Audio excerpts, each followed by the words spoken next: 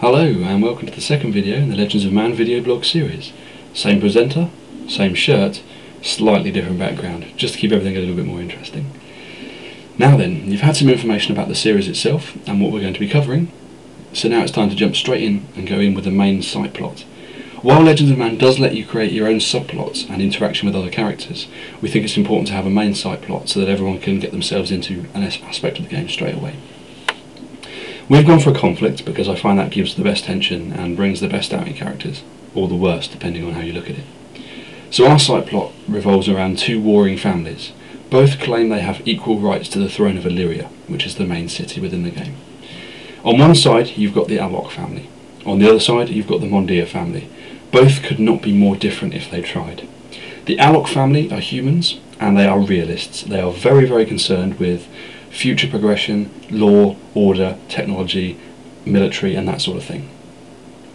On the other side you've got the Mondir family, who are half elf and half Fey Island Fey. Now the Fey Island Fey are a race specific to Illyria and Legends of Man, and a bit more will be told about them in the series. Basically the Mondir family are more interested in the aesthetics. They like dancing, art, music, poetry and everything that goes along with that. Currently the Mondir family sit on the throne, ably led by Aria Mondir as the monarch. She is assisted by her brother, Prince Reuben Mondir, and under the watchful eye of Marshal Ivif Quentra, who is the first Knight of Fey Island and the current Marshal of Illyria. The Alok family have been exiled from Illyria at this time, and they live in the south, in the plains, in a dilapidated city called Retaris. Now Retaris used to be a market town and a thriving trading post, but recently it fell to the scum of society and got taken over by the criminal world. As soon as the Aloks arrived with their vastly superior military power, they quickly fortified the town and made it their own stronghold to plan their next assault on Illyria. So that's the two main families, but it doesn't stop there. There are three rebel factions currently working in and around Illyria. All of them have their own claims towards the throne, and all of them want to see their own means to an end. First of all you have the Silver Lances. They're a group of knightly type characters. However, they have lost their way a little bit, it's safe to say. Their leader is obsessed with ridding the world of crime and the general scum, which you would think is a good thing. However, he's very, very bitter towards the nobility of Illyria as well, so they need to watch themselves. The nobles themselves have their own guild, led by Turgold Alir.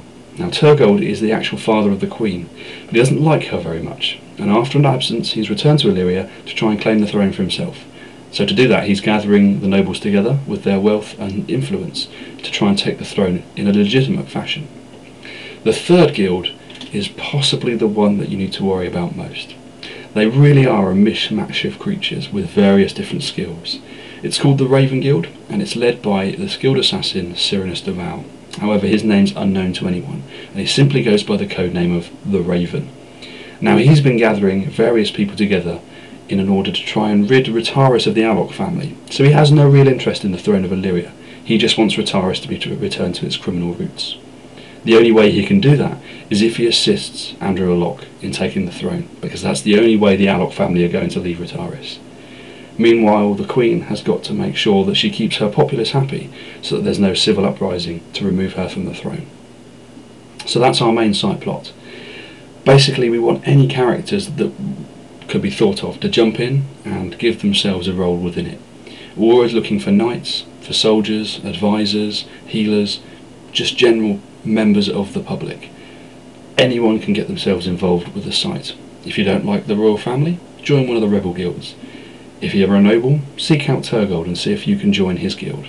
If you're an assassin, maybe the Raven has got a place and a job for you. We'll see you in Illyria.